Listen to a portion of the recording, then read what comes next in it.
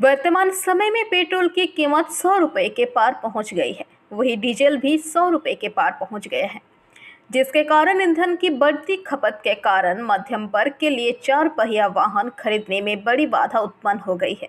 भले ही वो कार खरीदने में सक्षम हो, लेकिन ईंधन की बढ़ती कीमत ने बांध रखा है। और यहीं पर बांकुड़ा के एक युवक चंचल सिंह ने इसके लिए एक सरल समाधान खोजा है।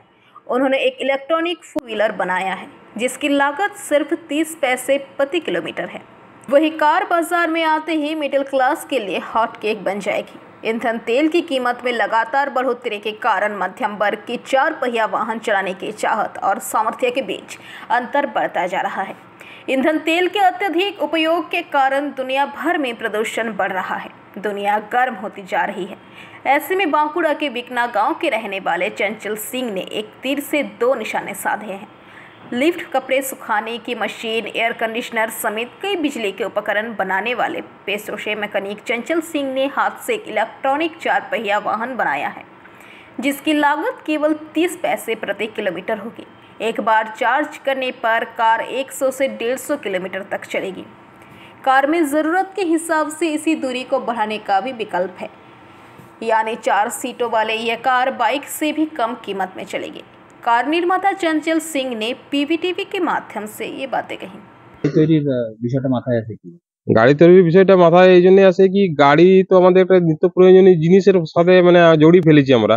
আর সবচেয়ে বিশেষ করে যেসব গাড়িগুলো মার্কেটে রয়েছে তাতে তেল বা ডিজেলে চলে, সেগুলো যা তেলের বা ডিজেলের যেসব দাম বেড়ে গেছে, সেক্ষেত্রে আমরা গাড়ি চালানো কিন্তু দুঃসাধ্য ব্যাপার। তাতে ইলেকট্রিকটা এই জন্য নিয়ে এসেছি, কারণ পলিউশনও হয় না, এতে শব্দ দূষণও হয় না। তাছাড়া এটা একটা স্পিড লিমিটের মধ্যে চলে, 40-45 বেশি স্পিডে হয় না। তাহলে এটা সেফটি গাড়ি হিসাবে আমরা ধরতে পারি অন্যান্য গাড়ির তুলনায়।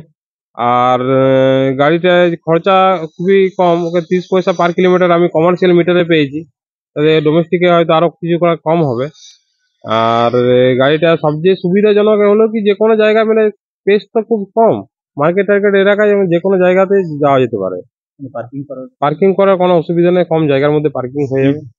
স্পিড আমরা রেখেছি 55, তো 45-এর বেশি এটা স্পিড উঠবে না। লং ট্যুরে গেলে 55 স্পিড উঠবে, কিন্তু আমরা এখন 45-এ রেখেছি, কারণ 45 উপরে পারমিশন নেই। সরকারি পারমিশন যদি পাওয়া যায়, সরকারি কোনো কাগজ যদি রেজিস্ট্রেশনের সুবিধা হয়, তখন আমরা স্পিডটা আরো বাড়ানো যাবে। কি পারপাসে ব্যবহার করে? এটা যেমন অফিস ডেলি যারা অফিস যাতায়াত করে তারা ব্যবহার করতে পারে, বা মধ্যবিত্ত ফ্যামিলি যারা গাড়ির জন্য ভাবছেন যে আমরা একটা পার্সোনাল গাড়ি রাখবো কোথাও যাওয়া আসার জন্য, বা বিয়ে বাড়ি বা অনুষ্ঠান বাড়ির জন্য, তারা ব্যবহার করতে পারে।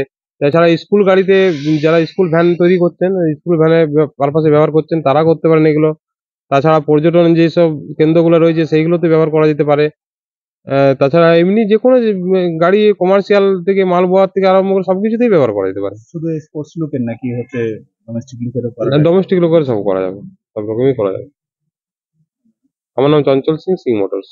बांकुड़ा से अनूप राय की रिपोर्ट, पीवीटीवी न्यूज़।